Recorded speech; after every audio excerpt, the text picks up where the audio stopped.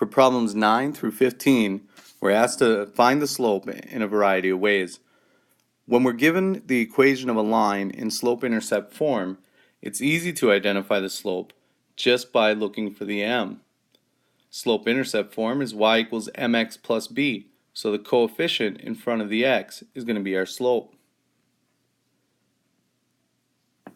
Problem 11 is the same way.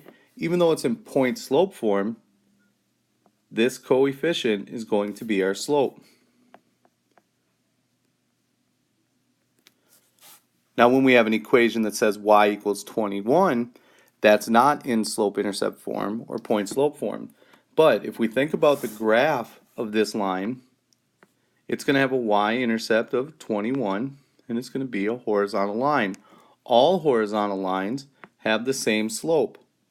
Our rise is 0, and our run is infinitely long, so we could simplify this fraction as just 0. The terms parallel and perpendicular both refer to the slope of a line. In problem 12, we're asked to find the slope of a line perpendicular to y equals 5/3 x. Well, y equals 5/3 x is an equation of a line written in slope-intercept form. So the slope of this line is 5/3.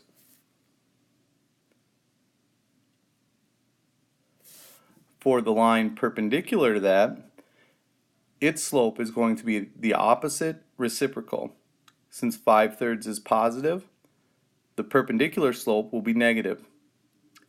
Since the slope of the line is 5/3, the slope of the perpendicular line will be 3/5. And this is the slope of our perpendicular line. In problem 13, we have to find the slope of the line parallel to 3x plus 5y equals 19. Parallel lines are sweet because those two slopes are going to be the same. However, 3x plus 5y equals 19 is written in standard form, so it's not easy to see what the slope of the line is. What we can do, however, is rewrite the equation in slope-intercept form. So the first thing I'll do is subtract 3x to get the y term alone. 3x and 19 can't be combined, so we'll leave them as two separate terms. Then divide both sides by 5, and y equals negative 3/5 x plus 19/5. Now it's easy to identify the slope of this line as negative 3/5. So the slope of our parallel line will also be negative 3/5.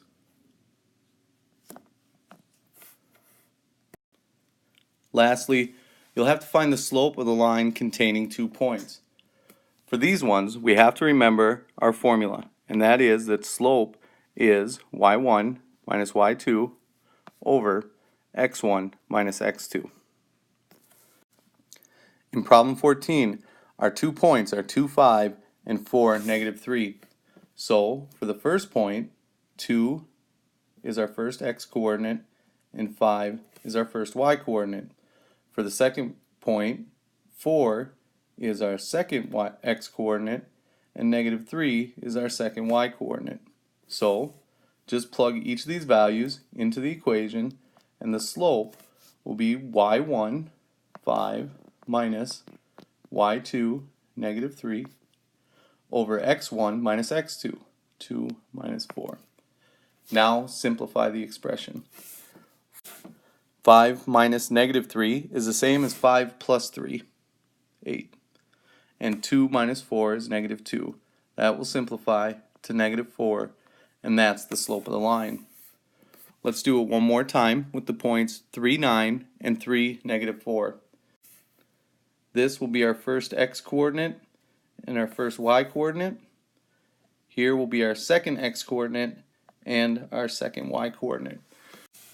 So plugging everything into our formula, our slope will be y1 minus y2, 9 minus negative 4, over x1 minus x2, 3 minus 3. 9 minus negative 4 is the same as 9 plus 4, which is 13, and 3 minus 3 is 0. 13 divided by 0 is not 0, You can't divide by 0. So this slope is undefined.